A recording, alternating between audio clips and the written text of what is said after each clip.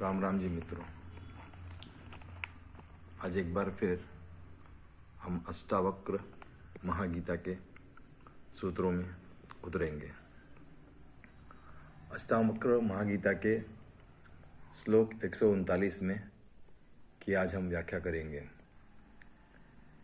उसे समझने का प्रयास करेंगे। अष्टावक्र कहते हैं, यत्वं पश्यसि तत्रैकस्त्वमेव प्रतिभाससे कि पृथक भासते स्वर्णात्कट कांगद नुपुरम। इसका जो अर्थ है वह है कि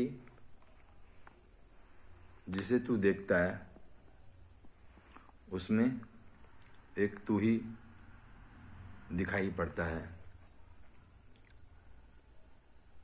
क्या कंगना, बाजूबंद और नुपुर सोने से कुछ अलग लगते हैं?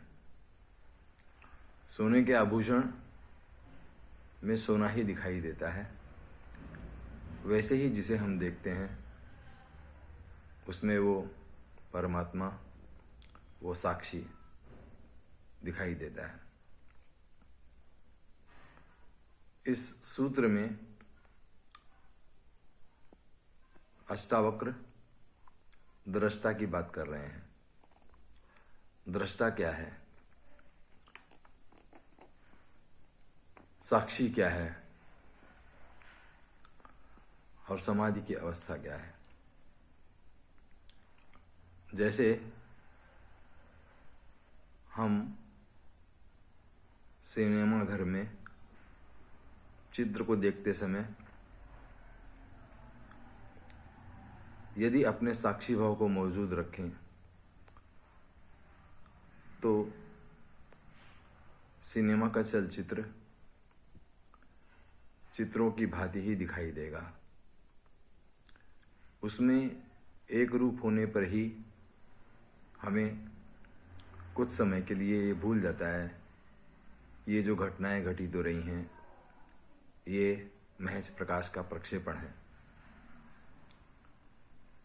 हम अभिनेताओं के साथ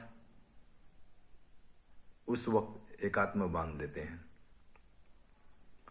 तो वहां पे हमारा साक्षी, हमारा दृष्टा हो जाता है। तो साक्षी और दृष्टा न केवल सिनेमागृह बल्कि ये जो तमाम जगत है, जगत में जो कुछ भी हमें दिखाई दे रहा है वो सभी कुछ एक सपने जैसा, एक माया जैसा है। ये दिखाई पड़ेगा जब हमारा दृष्टा मौजूद हो, हमारा साक्षी मौजूद हो। और इसी बात की ओर अष्टावक्र इंगित कर रहे हैं। वो कह रहे हैं कि जहाँ भी आप देखो वहाँ पे तू ही दिखाई पड़ने लगे, यानी कि परमात्मा ही दिखाई पड़ने लगे, तो परमात्मा जब दिखाई पड़ने लगता है तो वो स्थिति साक्षी या दृष्टा की स्थिति होती है, जो कि सतत साधना से या विवेक से, विवेक पूर्वक जो अध्ययन किया जाए उससे प्राप्त होती है। तो अष्टावक्र ये भी बता रहे हैं, उदाहरण देने के लिए, कि जैसे हम सोने के जो आभूषण हैं उसमें उस आभूषण में सोना ही मुख्य रूप से झलकता है।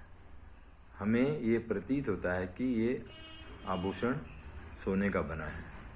ठीक इसी तरह जब इस जगत में हमें उस परमात्मा की प्रतीति होने लगे, ये आभास नहीं, ये वास्तविकता झलकने लगे कि वो परमात्मा ही सब जगह मौजूद है, तो हमें उस दृष्टा का, उस साक्षी को मौजूद रख के देखने से ही ये भासेगा।